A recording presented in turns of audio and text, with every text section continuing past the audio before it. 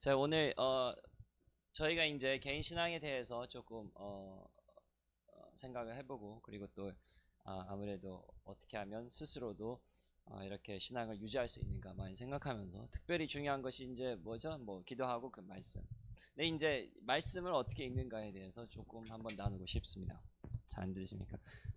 그래서 오늘은 잠깐 그 말씀을 어떻게 읽는가, 그리고 오늘 말씀 오늘 한 설교 내용과 그리고 히브리서와 같이 한번 엮어서 저희 한번 이렇게 해보겠습니다.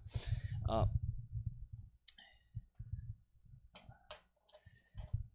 먼저 말씀을 어떻게 읽는가에 대해서는 저희가 이제 많이 이야기를 해봤죠. 그래서 저희 한 구절이 있다고 해봅시다.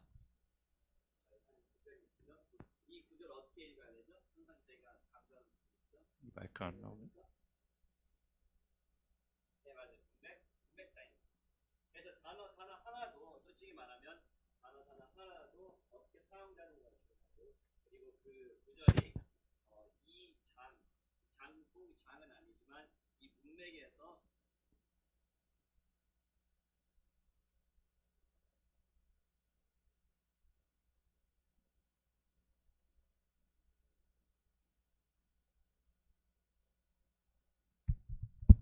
예,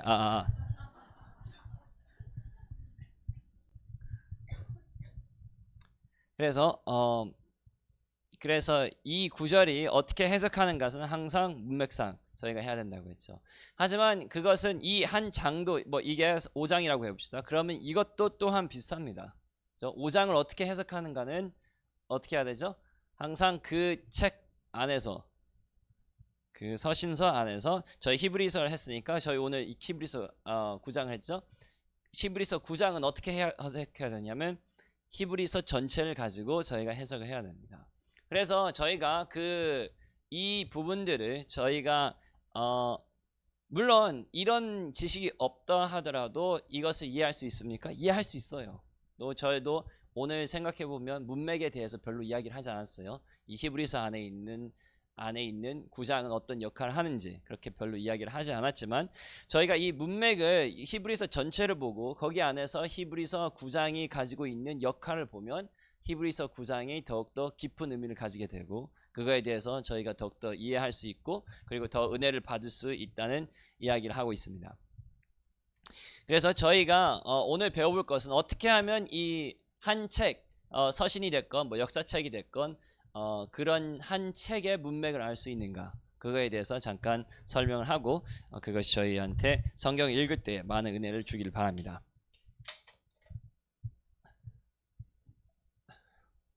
자, 그러면 저희가 이제 일단은 어떻게 하면 저희가 이 문맥을 이해할 수가 있겠습니까?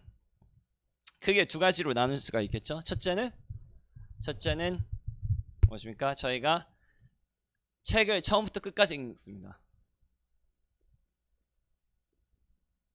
끝까지. 저희가 이제 성경을 읽을 때에 저희가 자주 하는 이제 실수는 무엇이냐면 항상 한 부분만 읽어요. 그 부분을. 그리고 저 같은 경우도 이제 그 맥체이니 목사님의 그 성경 순서를 따르는데 하루에 이제 4장 이렇게 하는 거 있지 않습니까? 그러다 보면 이제 무엇을 하게 되냐면 딱 그거에 딱 한 장만 읽어요. 그리고 다음 날에 그 한 장 읽고 이렇게 따라갑니다.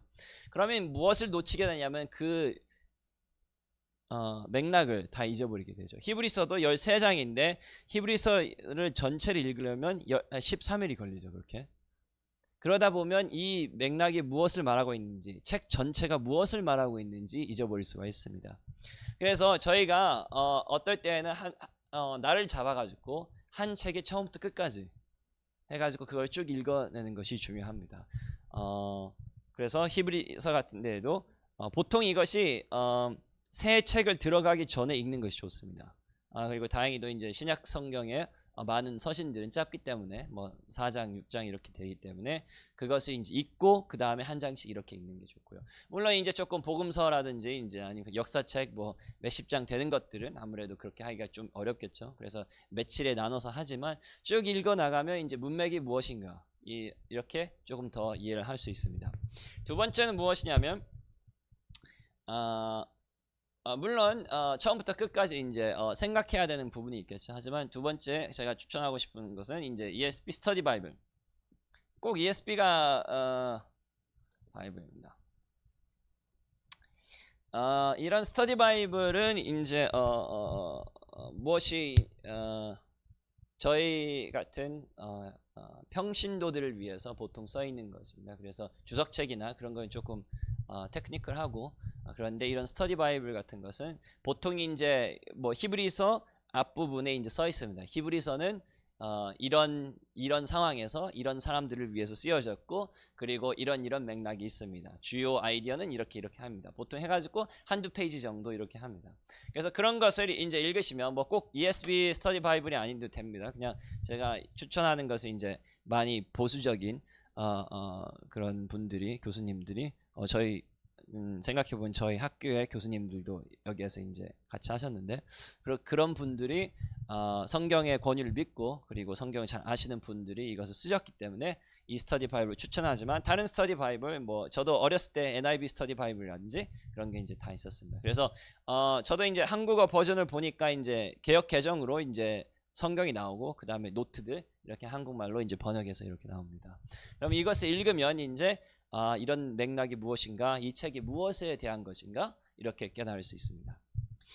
자, 그래서 이 그냥 읽는 것과 맥락을 통해서 읽는 것과 차이가 있다는 것을 잠깐 보기 위해서 저희가 히브리서를 한번 보겠습니다. 저희 히브리서 아침에 저희가 9장의 첫 부분에서 저희가 설교를 했는데 두 가지 이야기. 수치심은 무슨 이유 때문에 온다고 했습니까? 두 가지 이유입니다. 두 가지 다 중요하기 때문에 제가 이야기한 겁니다. 첫 번째 이유는 무엇입니까? 바로 하나님의 영광이 하나님의 영광을 보지 아니하고 세상의 영광을 본다. 생명은 세상에 있다는 것을 믿고 성소에 있다는 것을 믿지 않는다고 이야기했죠.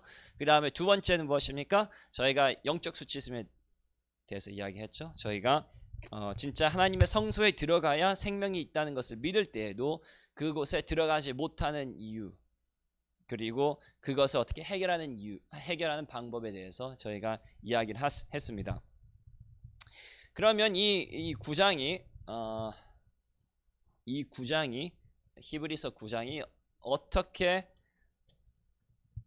이 전체 책에 들어가는지 한번 보기 위해서는 먼저 히브리서에 대해서 좀 이야기를 해야겠죠. 그래서 한 10분, 15분 정도 히브리서에서 잠깐 이야기를 하겠습니다. 자, 히브리서가 쓰여진 목적은 무엇입니까? 목적을 보려면 누구에게 쓰여졌는지 알아야겠죠. 히브리서는 많은 사람들이 추측하기는 유대인들에게 쓰여졌습니다. 유대인들. 이렇게 추측하는 이유는 바로 히브리서에 너무나도 유대인들과 그리고 유대인들의 예법 그리고 율법 그리고 그런 예습들 그런 것들과 너무나도 많이 있기 때문에 아마 이것은 유대인들에게 쓰여진 것이 아닌가, 유대인 교회에게 쓰여진 것이 아닌가 추측하고 있습니다. 특별히 많은 주석가들이 말하는데 매우 작은 교회였다고 생각합니다. 저희 같은 한 30명, 40명 뭐 그 정도 되는 그 집에서 모이는 그런 교회. 그래서 뭐 한 30명에서 40명 정도 사이에 이런 교회에게 쓰여졌다고 생각을 합니다. 특별히 히브리서 안에 보면 그들이 지금 힘든 상황에 놓여 있다는 것을 저희가 알 수 있습니다. 한번 보겠습니다. 10장 35절.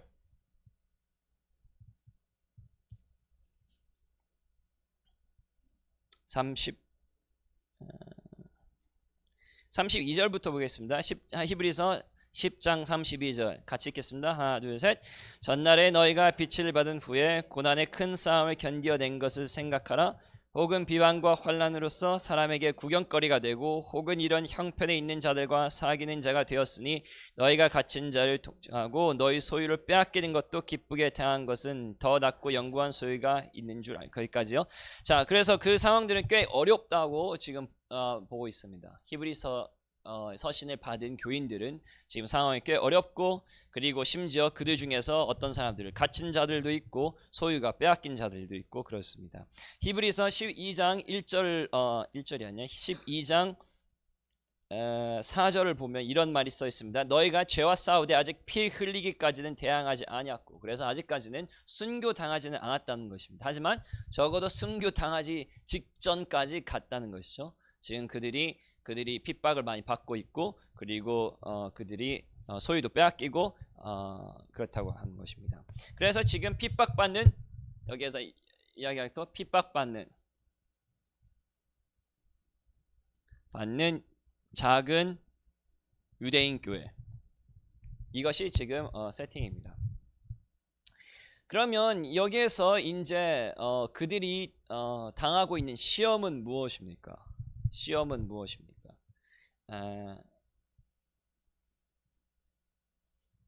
10장 다시 36절에서 39절을 보고 있습니다. 자, 약간 이제 추측을 하는 것입니다. 그래서 왜 지금 히브리서 기자가 핍박받는 이런 작은 유대인 교회에게 편지를 쓰고 있는가, 지금 추측하는 겁니다. 35절, 10장 35절에서 39절까지 같이 읽겠습니다. 그러므로 너희 담대함을 버리지 말라. 이것이 큰 상을 얻게 하느니라. 너희에게 인내가 필요함은 너희가 하나님의 뜻을 행한 후에 약속하신 것을 받기 위함이라. 잠깐 후면 오시리니 지체하지 아니시리라. 나의 믿음으로 말미암아 살리라. 또한 귀로 물러가면 내 마음이 그를 기뻐하지 아니라 하셨느니라. 우리는 뒤로 물러가 멸망할 자가 아니요 오직 영혼을 구원함에 이르는 믿음을 가진 자니라. 자, 그래서 지금 무슨 이야기를 하고 있습니까? 히브리서 기자가 이 사람에게, 이 교회에게 뭐라고 하고 있죠? 한마디로 하면 견뎌라예요. 인내가 필요한 뭐 등등 하는 견디라는 소리입니다. 뒤로 물러서지 말고 이 핍박 가운데서도 견뎌라. 그래서 실제로 이 목적은 무엇입니까? 목적은 견디라는 것입니다.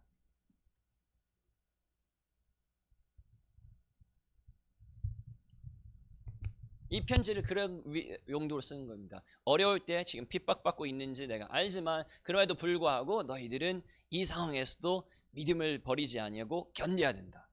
이 목적을 가지고 있습니다.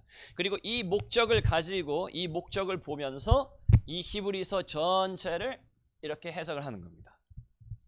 물론 많은 해석 방법 중에 하나예요. 하지만 그래도 성경의 이 히브리서를 보면 이런 근거가 많이 있다고 생각합니다. 자, 근데 그러면 무엇을 지금 견디고 있을까요? 지금 어떤 핍박을 지금 견디고 있죠? 한번 생각해 봅시다. 이 사람들 유대인들이에요. 거의 유대인들이죠. 그리고 이 때에는 유대인들이 교회에 들어가서 핍박받는 제일로 1번 이유가 무엇입니까? 예, 항상 이런 질문을 물어보면 나는 5명에서 7명의 답을 동시에 들을 수 있는 능력이 없는데 왜 나는 이 질문을 물어볼까 하는 생각이 듭니다. 자, 사도 바울이 말하죠. 사도 바울이 뭐라고 하죠? 특별히 할례에 대해서. 그래서 지금 제일로 유대인들에게 제일로 받는 핍박, 사도 바울이 포함해서 다른 유대인들이 받는 핍박은 무엇이냐면 다시 돌아오라 이게요. 유대교로 율법으로 다시 돌아와라. 지금 너희가 듣고 있는 그 예수 그리스도의 용서는 충분하지 않다. 너희는 거기 플러스 할례를 받아야 된다. 거기 플러스 뭐 안식일을 지켜야 된다. 거기 플러스 제사를 드려야 된다. 등등등 이렇게 하는 것입니다. 물론 이것은 약간의 추측이 들어가 있는 것입니다. 하지만 이 세팅을 보면, 그리고 사도 바울의 서신서들을 보면 아마 이것이 제일로 가능성이 있다고 생각합니다. 그래서 너희는 지금 들은 복음이 충분하지 않다. 그리스도는 충분하지 않다. 그러므로 너희는 율법으로 다시 돌아와야 된다 하고 이 유대인들이 지금 이 교회 안에 있는 유대인들은 핍박하는 것입니다. 물론 다른 사람들도 있겠죠. 또 로마인들도 핍박하고 있고 등등등. 하지만 저희가 이제 사도행전이나 그런 걸 보면 거의 유대인들이 로마인들을 사용하기도 하지만 유대인들이 교회에 있는 유대인들을 핍박하는 것입니다. 그리스도는 충분하지 않기 때문에 너희는 다시 율법 아래로 와야 된다라는 그런 핍박입니다. 하지만 이 지금 히브리서를 쓴 자는 뭐랍니까? 아니다. 그게 아니다. 그게 틀렸기 때문에 견뎌야 된다는 거죠. 그러면 지금 여기만 알고 그러면 서신서에는 내용이 대충 무엇이겠습니까? 내용이.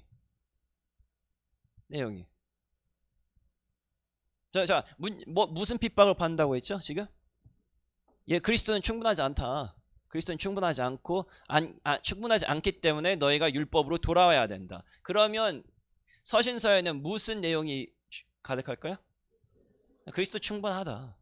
그리스도로 충분하다라는 것을 말하고 있죠. 그리고 실제로 저희가 히브리서를 보면 그게 이 책의 뭐라고 할까요? 논리입니다.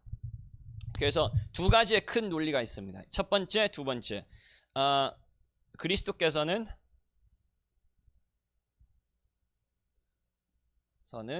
이러이러하시다. 그리고 그리스도께서 하신 일은 이러이러하다. 그러므로 그리스도께서 충분하시다. 그리스도 안에 있는 믿음 하나만으로 우리는 구원을 받는다. 그러므로 그런 구원을 너희가 받았으니 핍박 가운데서도 다시 돌아가지 말고 견뎌라 라는 것이 이 책의 전체적인 맥락입니다. 그러면 그것이 어떻게 되는지 잠깐 보겠습니다. 히브리서 1장에서 봅시다.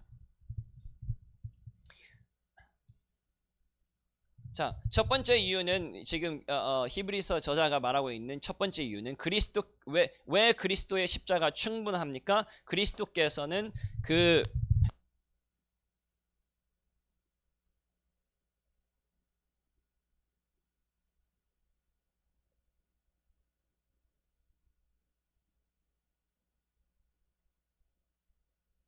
그래서 히브리서 1장 매우 시간이 없으니까 좀 빨리 가겠습니다. 1장 1절에서 3절까지 무슨 이야기를 하시냐면 특별히 1장 1절 같이 볼까요? 같이 읽겠습니다. 하나, 둘, 셋. 옛적에 선지자들을 통하여 여러 부분과 모든 모양으로 우리 조상들에게 말씀하신 하나님이 2절까지요. 이 모든 날 마지막에는 아들을 통하여 우리에게 말씀하셨으니 이 아들을 만유의 상속자로 세우시고 또 그로 말미암아 모든 세계를 지으셨습니다. 그래서 1장 1절부터 지금 누구하고 비교하고 있죠? 지금? 예, 맞아요. 선지자들하고 비교하고 있죠. 그래서 그리스도께서는 선지자들보다 더 뛰어나다는 소리를 하고 있습니다. 3절부터 쭉 가면 1장을 계속 보면 뭐라고 하냐면 천사들보다 뛰어나다고 하고 있습니다. 좀 빨리 가겠습니다. 2장 18절까지 천사들보다 뛰어나다고 하고 3장과 4절에서는 모세와 여호수아보다 더 뛰어나다고 하고 4장부터 7장까지는 아론과 그리고 제사장들과 더 뛰어나다고 합니다. 아론의 제사장보다 누가 더 뛰어납니까? 멜기세덱의 제사장이 더 뛰어나고 예수 그리스도께서 그 멜기세덱의 그런 줄을 타고 오셨다 등등 이야기를 하고 있습니다. 시간이 없어서 좀 빨리 가지만 무슨 이야기를 계속 하고 있습니까? 예수 그리스도께서는 너희가 지금 율법 아래에서 뛰어나다고 생각하는 그 모든 사람들보다 더 뛰어나다는 말을 하고 있죠. 지금 예수 그리스도께서는 선지자들보다 천사들보다 모세와 율법을 준 모세와 그리고 약속의 땅으로 데리고 간 여호수아보다 그리고 대제사장 아론보다 멜기세덱보다 누가 더 뛰어납니까? 예수 그리스도가 뛰어나다는 소리입니다. 왜 예수 그리스도께서 흘리신 피가 충분합니까? 왜 그러냐면 그 그리스도께서는 이 율법 아래에 있던 모든 사람들보다 더 뛰어나기 때문에 충분하다는 겁니다. 이게 지금 책의 논리입니다. 첫 번째. 두 번째 논리는 무엇이냐면 예수 그리스도께서 하신 일은 옛날 일보다 뛰어나다는 것입니다. 옛일, 구언약, 등등등 이것보다 뛰어나다는 겁니다.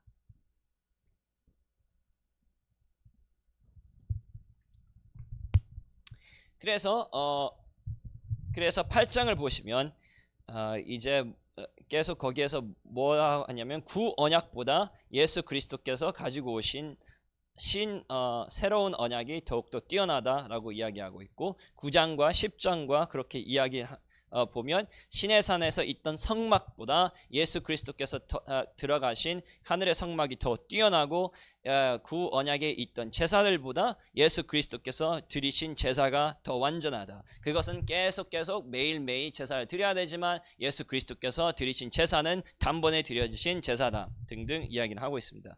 그리고 클라이막스가 10장 19장 19절에서 22절 그렇게 써 있습니다.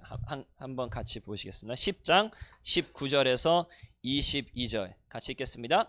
그러므로 형제들아 우리가 예수의 힘을 입어 성소에 들어갈 담력을 얻었나니 그 길은 우리를 위하여 휘장 가운데로 열어놓으신 새로운 살 길이요 휘장은 곧 그의 육체니라. 또 하나님의 집 다스리는 큰 제사장이 계심에 우리가 마음의 뿌림을 받아 악한 양침으로서 벗어나고 몸은 맑은 물로 씻음을 받았으니 참 마음과 온전한 믿음으로 하나님께 나아가자. 그래서 그 옛날에 있던 그런 성소보다 더 위대한 성소에 들어가고 휘장 가운데 열어놓으신 새로운 길이 생겼고 큰 제사장이 바로 예수 그리스도고 그 제사장이 하신 일은 완벽하고 완전하고 단번에 끝났기 때문에 우리가 몸은 맑은 물로 씻고 참 마음과 온전한 믿음으로 하나님께 나아가자 이런 소리입니다. 그래서 다시 한번 두 번째는 예수 그리스도께서 하신 일은 그 구언약보다 그 구약에 있었던 제사보다 그 구언약에 있었던 그 성막보다 그리고 그 모든 율법보다 뛰어나고 완벽한 그런 제사라는 이야기입니다. 이 맥락 속에서 지금 9장을 이해하면 어떻게 됩니까? 저희 9장의 이야기했죠. 자, 이 9장에 제가 이제 강조를 했지만 여기에서는 제가 강조하지 못한 것들이 있죠. 특별히 주 예수 그리스도께서 그래서 11절에 보면 그리스도께서는 장래 좋은 일에 대제사장으로 오사 손으로 짓지 아니한 것 곧 이 창조에 속하지 아니한 더 크고 온전한 장막으로 말미암아. 이것에 대해서는 제가 잘 이야기를 못했죠. 특별히 예수 그리스도께서 대제사장으로 오신 것. 왜 이것이 중요합니까? 왜 이것이 중요하다고 했죠? 왜 그러냐면 그리스도께서는 모든 자보다 더 뛰어난 그 옛날에 있던 율법 아래에 있던 어떤 대제사장보다도 더 뛰어난 대제사장이기 때문에 이게 효력이 있다는 소리입니다. 왜 또한 뭐 핏부림에 대해서도 저희가 조금 설명을 했지만 그럼에도 불구하고 이 전체 맥락에서 보면 왜 예수 그리스도의 피가 그렇게 위력이 있는가? 예수 그리스도께서는 모든 자들보다 뛰어나고 그 율법 아래 있는 자들보다 더 뛰어날 뿐만 아니라 그 언약에 있었던 그 제사보다 그 성막보다 그 율법보다 더 완벽하신 일을 단번에 끝내셨구나. 그 피가 동물의 피보다 더 뛰어나구나. 그 언약이 그 언약보다 더 뛰어나구나. 그리스도께서 하신 일이 그 옛날 율법에 있었던 일도보다 더 뛰어나구나. 그러므로 나는 유대인들이 이것을 읽었을 때 그렇구나. 우리는 옛날 유대 그 율법과 그 습관이 있지만 예수 그리스도께서는 그 율법과 그 습관보다 더 뛰어나시고 그가 하신 일은 더 뛰어나시고 그분께서는 그 어떤 대제사장보다 더 뛰어나시니 우리가 들은 이 복음은 그 유대인들이 생각하는 가지고 있는 그 율법보다 훨씬 뛰어나고 이것을 통해서만 우리는 구원을 받을 수가 있구나. 그러므로 오직 이 구원이 그리스도께서 가지고 오신 이 구원이 완벽하고 완전하고 새 언약의 것이기 때문에 아무리 어렵고 힘들어도 아무리 핍박을 지금 받고 있어도 나는 주 예수 그리스도의 진리 안에서 이 핍박을 견뎌야겠다 하는 이것이 전체의 맥락입니다. 그래서 이 맥락 가운데서 이제 계속 뭐 다른 것들도 이제 이스라엘의 과거의 예도 들고 등등등 합니다. 쓰는데 시간이 없어서 그건 못할 것 같습니다. 아무튼 이 맥락을 조금 이해하면 제가 이제 뭐 10분 15분 정도 했잖아요. 이 히브리서의 맥락에 대해서 이해하면 9장 말씀이 달라지는 건 아니지만 저희가 그것의 깊이를 조금 더 알 수가 있습니다. 그래서 그 깊이를 알고 저희가 더욱더 하나님께 나아가고 그렇구나. 유대 사람들이 그렇다고 생각했지만 그 다음에 이 중요한 겁니다. 오직 이것을 한 다음에 저희한테 말씀을 적용하는 게 좋습니다. 처음부터 적용하는 게 아니라 이 모든 것을 이해하고 그러면 저희가 다시 한번 저희가 왜 옛날 걸로 돌아가려고 합니까? 옛날 율법으로 돌아가려고 합니까? 저희도 지금 핍박 받잖아요. 세상 사람들한테. 뭐 지인들한테, 친척들한테, 아니 너희들은 왜 그렇게 어렵게 사냐? 왜 그렇게 뺏기고 사냐? 아니 이렇게 세상 방법이 있는데, 옛날에 그렇게 세상 사는 방법이 있는데, 너희들의 노력으로 열심으로 그렇게 살아가는 방법이 있는데 왜 그렇게 고집하냐? 할 때 저희는 답할 수 있죠. 그 세상에 있는 어떤 것보다도 예수 그리스도께서는 더욱더 뛰어나시기 때문에, 그 세상이 나에게 줄 수 있는 모든 것보다도 예수 그리스도는 더 뛰어나시기 때문에, 그 옛날에 구 언약보다도, 유대인들이 그렇게 가지고 있던 구 언약보다도 지금 가지고 있는 이 새 언약이 더욱더 뛰어나기 때문에, 나는 아무리 핍박이 와도 아무리 힘들어도 나는 끝까지 견디겠다. 그게 믿음을 주는 겁니다. 처음에 이거 가가지고 많은 사람들 그러잖아요. 막 이렇게 읽어가지고 오늘 이 말씀이 나한테 무슨 소린가 할 때, 그게 이제 곁길로 가는 것입니다.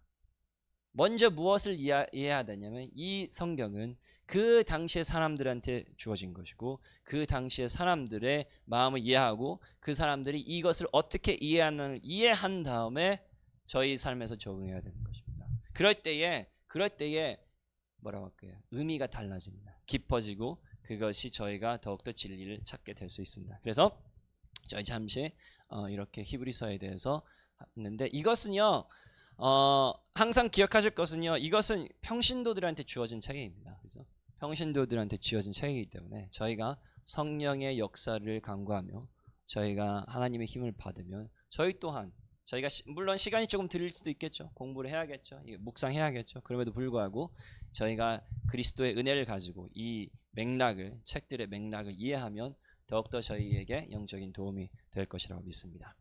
자, 그래서 저희 몇 가지를 가지고 저희 한번 기도를 하겠습니다.